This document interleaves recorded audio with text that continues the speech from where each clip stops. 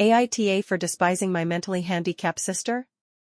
The title makes me sound horrible, but hear me out. My sister is severely autistic. She requires attention almost 24/7 and cannot be left alone. She is nonverbal and cannot take care of herself at all. Despite the fact that she is only 12, she is extremely destructive and violent and destroys anything she gets her hands on. I hate her.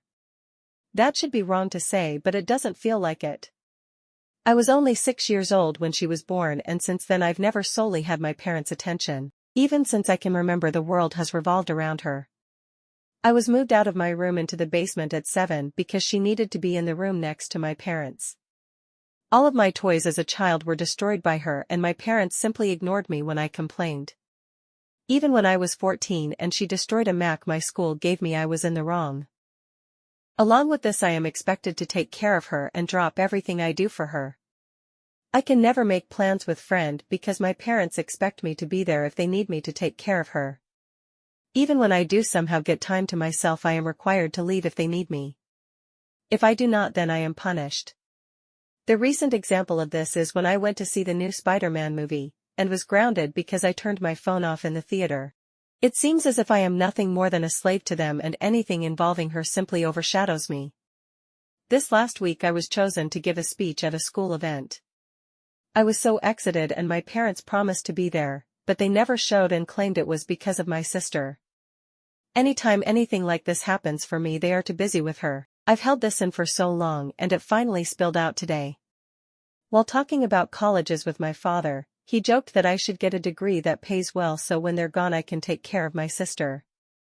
I don't know why, but this caused me to break down. I cried and screamed about how it always about her. I'm nothing more than a caretaker to them, that they always make it about her, and that I'm expected to be her slave for the rest of my life. I've locked myself in my room since then, and my parents have not come to check on me. Am I the asshole here?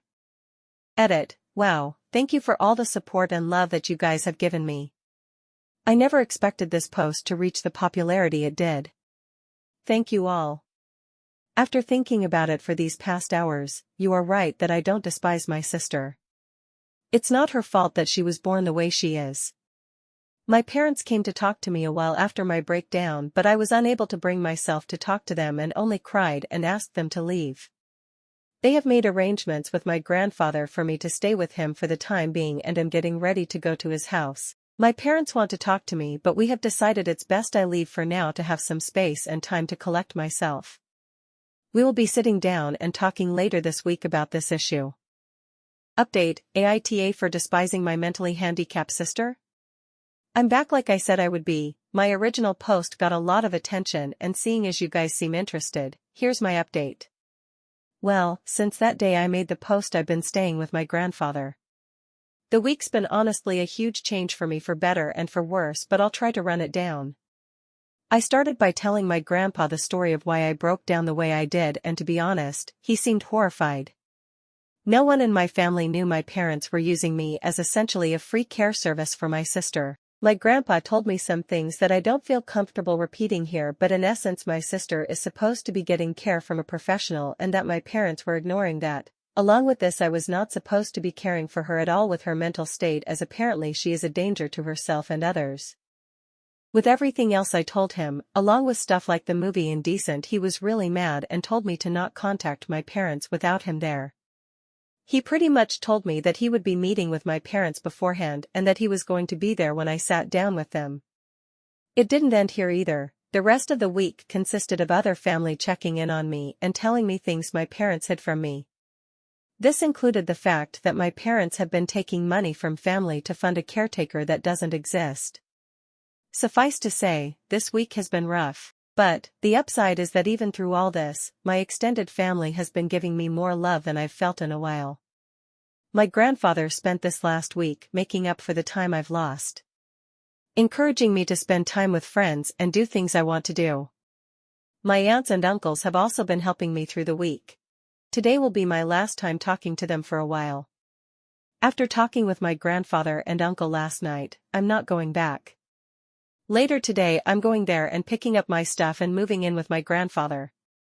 When I graduate high school, I'm planning on leaving the state to go to school. My aunt has told me that the money she was sending my dad will instead be coming to me from now on. My parents have called me twice since Saturday, neither of them were to apologize and only ask when I was coming home.